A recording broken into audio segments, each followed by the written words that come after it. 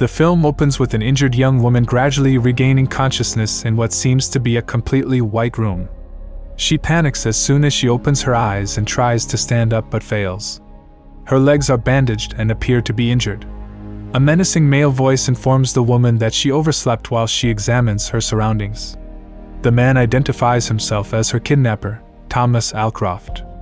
After telling the woman that he intends to hold her captive until she falls in love with him, he gives her name, Ruby Watts, and other intimate facts about her life, such as her origins and her university attendance. He even shares with her the occupations of her parents and how he is aware of her fear of the dark. Ruby obviously has no recollection of how she got into Thomas's custody or of her life before being abducted. She sobs as she asks Thomas, referring to the cuts on her knees, what he has done to her. If she ever wants to walk again, Thomas warns her that he severed her ligaments and encourages her to stay still. Additionally, he tells her that he did not touch her personal goods, which are kept in a black purse close to the door, resting on a chair. We observe what looks to be a dinner and a tiny cup with 2 tablets on the floor, next to Ruby.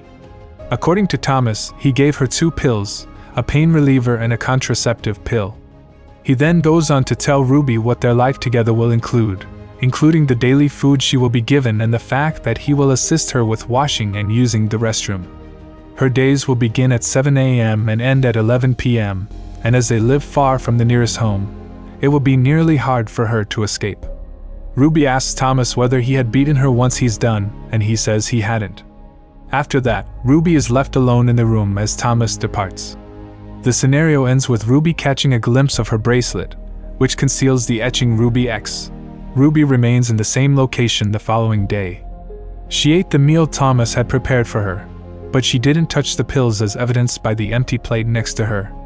When Thomas comes in to see how she is doing, he sees that Ruby has denied taking the tablets, and he sighs in disappointment. Ruby refuses to listen to him when he begs her to take the medicine because her pain would only worsen. Thomas doesn't respond when Ruby asks him why he's doing all of this as he turns to leave the room.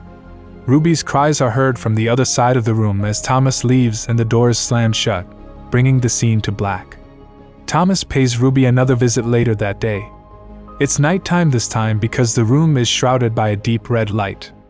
After gently repositioning Ruby's sleeping body so that she lies on the floor in a fetal posture, Thomas leaves the room. Thomas brings Ruby her breakfast the following morning. When Thomas taps on the wall, Ruby, who is still asleep, is startled awake. After he departs, Ruby's drowsy and confused appearance changes to one of seriousness, demonstrating that her drowsiness was a front. She then moves to the opposite side of the room, where her handbag is. She scrounges through it, opens it, and takes out her ID from the mirror. Ruby looks at it, perplexed. She quickly replaces her items in her bag after spotting a shadow from a small window, but a tiny plastic bag slips out and rolls away. Ruby spots the ball as she scoots back to her customary location. Before Thomas enters the room, she reaches for it and successfully conceals it in her pocket. Thomas examines her face while bringing her a platter of meals. She should have notified him that she was in pain, he claims. He takes out a bottle of pills from his pocket. Ruby agrees when he asks her to take a larger dosage. After giving her the pills by hand, he departs. A woman appears to be floating in black water later on. As it happens, it was a piece of Ruby's dream. She tries to get up after waking up in misery, but she is stopped by a searing ache in her legs. Ruby is seated in a chair near Thomas, who has already entered the room. He is asked by Ruby who he is and what he did to her. Thomas calmly explains that his name is Thomas Alcroft, and that he intends to hold her captive until she falls in love with him, the same thing he told her when she first saw him in the room. He reiterates what he already knows about her. What has he done to her legs? Ruby asks. Thomas said her legs will improve with time, and that the surgery was required to reduce her chances of fleeing. He tells her that taking her medication and remaining cooperative are all that is required of her. By offering her contraceptive pills, he reassures her that he has no ulterior motives. Ruby is reminded of her daily routine and the limited likelihood of her escape. Until Thomas turns to exit the room, she remains mute. She asks him if he assaulted her again. Thomas becomes enraged by this and throws her luggage as he leaves the room. Ruby examines the ball she concealed in her pocket when she is by herself. She also examines her bracelet more closely. The remainder of Ruby's day is shown to us later. When it gets dark, Ruby keeps banging the ball on the door of the room. Thomas gives her psychical therapy, and he bathes her with washcloths. Ruby discovers the wound on back of her skull the following day. She retrieves a mirror from her luggage, but is unable to see much of her wound. She eventually smashes the mirror into tiny fragments and approaches her wound. Thomas is spying on her from the other side of the door before she can see anything. She attempts to return to her typical sitting position while concealing the glass fragment beneath the bandage covering her left knee. Thomas enters the room and gives her medication before she does. When night falls, Thomas plays a recording designed to deter Ruby from moving and running away. After cleaning and rearranging the space, he eventually nods off on the chair. He gets awakened by his phone's alarm. He switches off the discouraging music, sits Ruby up, and walks away. After that, we witness a sequence of days that Thomas and Ruby spend together, during which Thomas feeds Ruby and assists her with personal hygiene, while Ruby spends the most of her evenings playing catch with her ball. Ruby can be spotted playing with the pipes in the sink one morning. When Thomas comes in to offer her breakfast, he doesn't seem to mind the mess she made. Ruby asks if she may ask him a question while he looks into what she did. In the event that she does not fall in love with him, she asks him what had happened and whether she will remain in prison indefinitely. She continues by making jokes about Thomas's treatment of her legs. Ruby is perplexed when Thomas asks her what he can give her. Thomas claims that the fact that she is even making jokes about her predicament shows that she is clearly feeling better. She must be growing bored, Thomas says, and he offers to get her something to make her stay more bearable. After giving it some thought, Ruby requests that Thomas bring her a book to keep her occupied as well as a pillow and blanket. After she complies, Thomas questions her about the pencil drawings of a chair and a brain that are on the wall.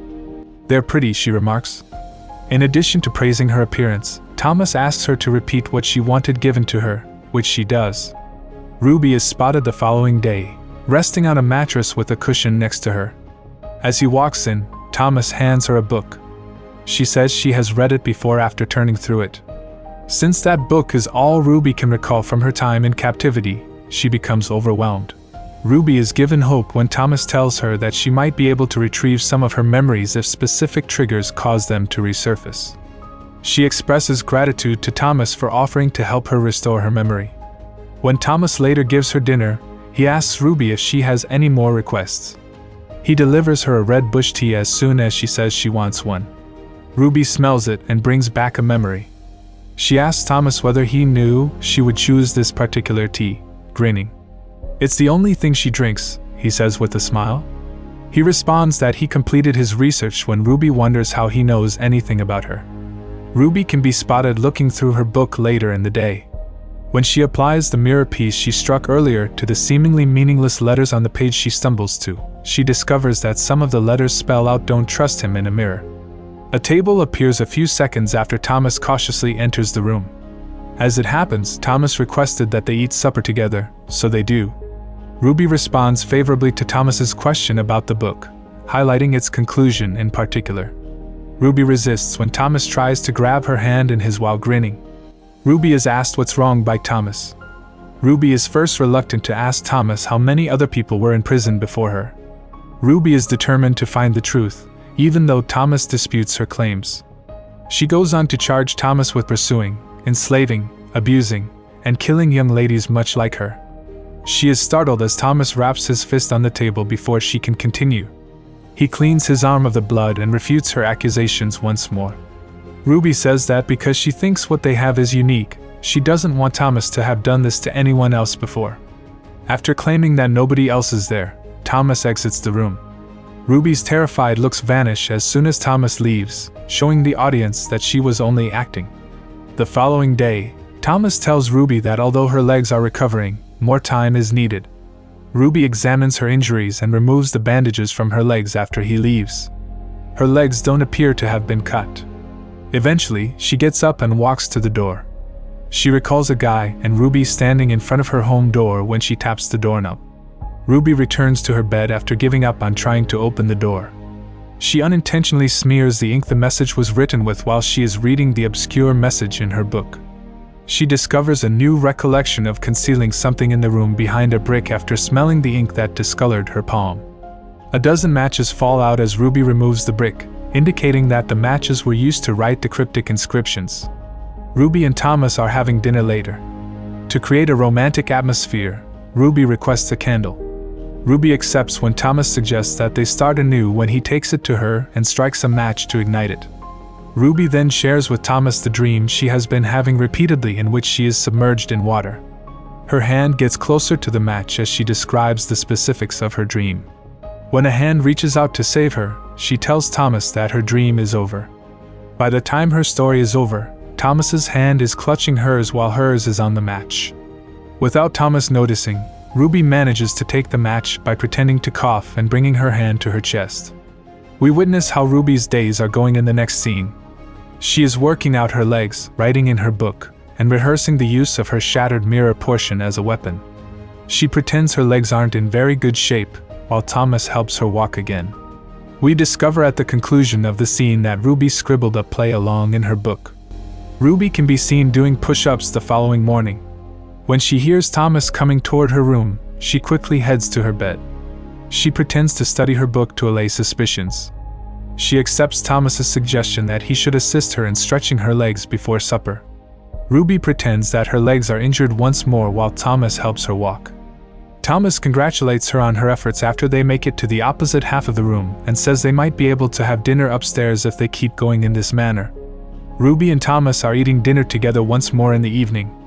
Ruby is urged to try this lunch by Thomas, who declares it to be quite wonderful. Ruby eats a taste and then recalls another recollection, this time of dining at a restaurant with Thomas. They appear to be at ease with one another and to be on a date. After asking Ruby to close her eyes, Thomas puts on a necklace he had purchased for her. He gives her a forehead kiss. After that, we rewind to the present. Incredulous, Ruby asks Thomas if they had ever been together. With a nod, Thomas informs Ruby that the meal she can still clearly recall was their anniversary dinner. Ruby gives him a sorrowful smile. Ruby can be seen cleaning her teeth at night. She was admiring the two sketches Thomas had placed on the walls when she saw the words "Redeal" inscribed in one of the corners. Ruby looks through a little window from her room in the morning and spots someone in a boat. She and Thomas are talking about her novel later. From her autobiography, Thomas talked about how inseparable Ruby was. He begins thinking back on their time spent together. The scene transitions to Ruby painting while he is narrating his narrative, surrounded by a large number of crayon drawings. Thomas is on her bed, blissfully asleep. Ruby stealthily moves to the door after ensuring he was unconscious. Thomas tells her she needs a coat because it's cold outside before she opens it. As Thomas gradually awakens, she reaches down to retrieve her ball, rather than opening the door. Ruby says she can't sleep as the drama comes to a close. Another memory of what appears to be her and Thomas having an intimate moment is brought back when the next scene begins with Ruby sleeping in bed and Thomas covering her with a blanket. Another memory is triggered when Thomas and Ruby dance the following day. At a party, Ruby and Thomas are dancing while Thomas declares his love for her. Ruby informs him that she shares his feelings and they share a kiss. Ruby informs Thomas that she now firmly believes they were together after having the memory. Thomas goes on to describe the operation of the remote control that controls the electronics in the entire area. When he plays some music, Ruby begins to dance for him. Ruby begins to cry before they become intimate, even though they both laugh and kiss. Thomas offers to give Ruby an explanation when she wonders how they came to this conclusion. The setting shifts to the past while Thomas is narrating the tale.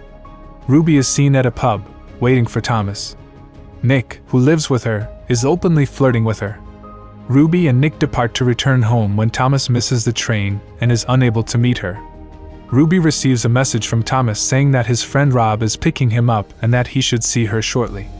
Ruby rejects Nick's attempt to kiss her, but he keeps trying. He viciously attacks her and renders her unconscious. After arriving at Ruby's residence and witnessing the scene, Thomas killed Nick, who was still intoxicated, and transported Ruby to Rob's vehicle. Ruby regained consciousness at Thomas's house after Rob grudgingly drove them both there. It is revealed that the encounter with Nick caused Ruby to lose her memories.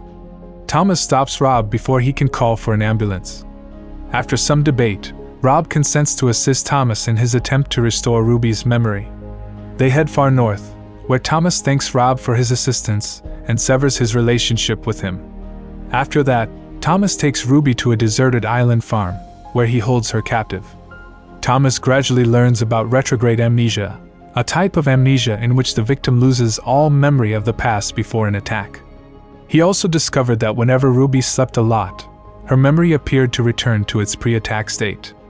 Ruby is initially unresponsive while Thomas shows her images to help her regain her memory. Thomas discovered how to manage her sleep pattern and activate specific memories in an effort to speed up her memory recovery and extend her learning period.